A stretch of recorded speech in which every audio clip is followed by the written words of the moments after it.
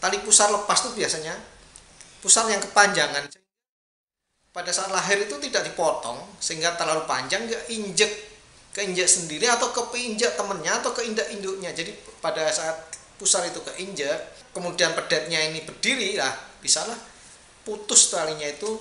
Kalau orang Jawa ngepok ya, dekat sekali dengan perutnya sehingga bisa lepas itu ya.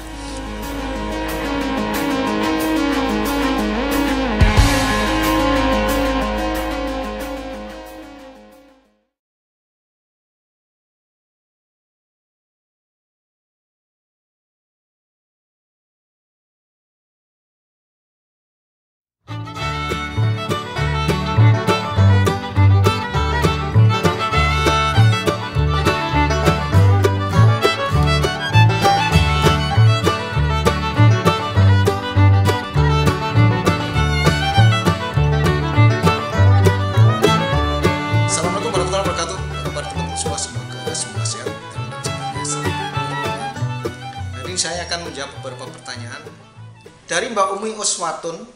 Pak, penanganan pusar lepas dari pedet lahir sehingga mengakibatkan sapi lemas dan susah menyusu. Ya, ini gimana penanganannya? Mungkin pertanyaan seperti itu. Yang kedua dari Gego Channel, Mas Gego.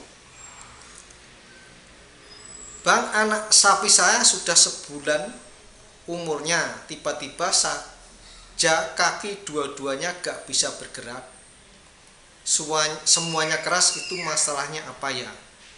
Oke, saya akan menjawab dua pertanyaan ini. Pertama dari Mbak Umi Uswatun ya, Mbak Umi Uswatun ya, tentang penanganan pusar yang lepas. Jadi sebelum menangani kita review dulu tentang apa sih pada saat yang harus dilakukan pada saat sapi melahirkan. Jadi pada saat hamil tua mestinya ya sudah dipersiapkan nanti lahirnya gimana. Pada saat lahir itu, pedet lahir, kemudian harus dibersihkan lendir-lendir dari hidungnya, dari badannya. Apakah tali pusar kenapa bisa lepas ya? Tali pusar lepas itu biasanya pusar yang kepanjangan. Pada saat lahir itu tidak dipotong sehingga terlalu panjang, keinjek sendiri atau keinjak temennya atau keinjak induknya. Jadi pada saat pusar itu keinjak, kemudian pedetnya ini berdiri, lah bisalah putus talinya itu. Kalau orang Jawa ngepok ya, dekat sekali dengan perutnya sehingga bisa lepas itu ya. Kemudian motongnya itu seberapa sih pertanyaannya biar bagus ya? Kalau kepanjangan tadi kan keinjak kepanjangan, motongnya yang bagus gimana? Jadi gini, kalau motongnya terlalu pendek itu akan mengganggu atau tidak mempercepat kering ya. Jadi kalau sebaiknya motong itu antara 5 sampai 10 cm, paling panjang itu 15 cm ya. Jadi sebelum dipotong di tali dulu kira-kira 10 cm, dipotong 1 cm tempat pengikatannya talinya itu ya, yang tali yang sudah dikasih yodium. Nah, setelah dipotong dikasih yodium di pusarnya itu, bisa ini tempat yodium, pusarnya dicelupin gini, bisa seperti itu, ini badannya dicelupin itu. Atau kalau ada yang sudah obat semprot yang isinya yodium ya, bisa pakai betadine atau yodium tinctur atau triodin atau chlorhexidine bisa dipakai ya. Ya, ini jangan pakai alkohol ya, karena nanti alkohol itu sifatnya mengiritasi dari tali pusatnya itu ya. Jadi kalau terlalu pendek malah lama keringnya, seperti apa ya, permukaannya, kalau permukaan suatu cairan itu terlalu kecil, jadi cairan di dalam gelas kecil, nah itu kan lama tuh dinginnya. Jadi kalau permukaannya lebar akan cepat dinginnya. Seperti itu juga kalau dekat dengan badan atau itu malah kelamaan nanti keringnya dari tali pusatnya. Nah, kuncinya di mana? Kuncinya itu di alas kandangnya. Alas kandangnya harus kering. Jadi pada saat mau melahirkan mestinya disiapkan alas kandang yang dikasih alas kandangnya itu serbuk gergaji, serbuk kayu ya, serbuk gerjen kalau orang Jawa. Atau serbuk, kalau di Sumatera bisa serbuk dari sabut kelapa gitu yang banyak di Lampung gitu ya. Ya kalau di Jawa banyaknya serbuk gergaji ya, atau gerjen kayu itu. Oke ya. Jadi yang penting itu kering.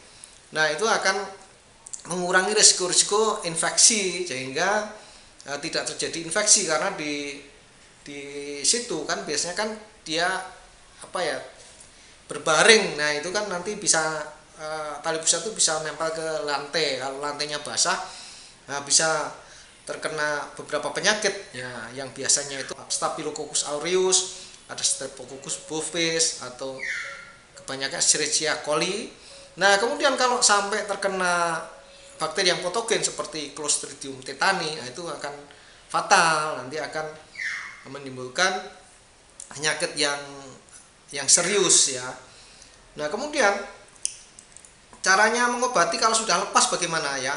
Nah, lepas nanti itu kalau tidak diobati nanti bisa trisomiosis, nanti bisa untuk bertelurnya lalat ya, nanti bisa ada set atau getuget kalau orang Jawa ya.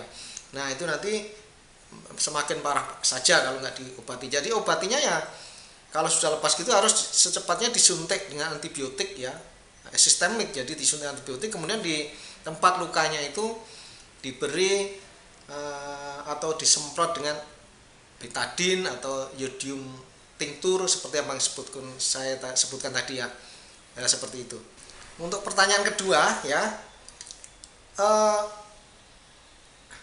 anak sapi sudah umur sebulan tiba-tiba kaki dua-duanya gak bisa bergerak, semuanya keras, itu masalahnya apa? Jadi kalau anak sapi ya, ini ada hubungannya dengan pertanyaan pertama. Jadi biasanya kalau kandangnya becek ya, itu bisa terserang ini tetanus ya. Jadi penyebab kaki kaku nggak bisa bergerak itu ada biasa ya, penyebab fisik bisa kejepit, kemudian infeksi, ketendang, kemudian kalau penyebab kimiawi itu biasanya kekurangan mineral ya, hipokalsemia, hipomagnesemia, atau kurang defisiensi selenium, kemudian defisiensi vitamin B1. Jadi bisa jadi gini, induk sapi itu diberi makan rumput-rumput yang terlalu muda ya, ini kebanyakan ya. Kemudian rumput-rumput yang terlalu muda itu kekurangan mineral. Nah, apabila kekurangan mineralnya adalah magnesium, nah itu terjadi apa yang disebut Grass tetani ya, induknya yang makan rumput hijau, kemudian anaknya yang masih menyusui itu terimbas kekurangan magnesium. Nah, gejalanya seperti itu, kaku-kaku di kaki ya. Nah, obatnya apa? Ya, obatnya hanya diberi magnesium. Nanti saya tulis saja di belakang ya, di akhir video. Teman-teman, itu jawaban saya. Semoga ini bisa menjawab, dan kalau ada teman-teman yang punya pengalaman lain tolong ditulis di kolom komentar. Saya ucapkan terima kasih bagi subscriber, viewer, likers, komentator, dan saya doakan semoga semuanya sehat dan rezeki selalu lancar.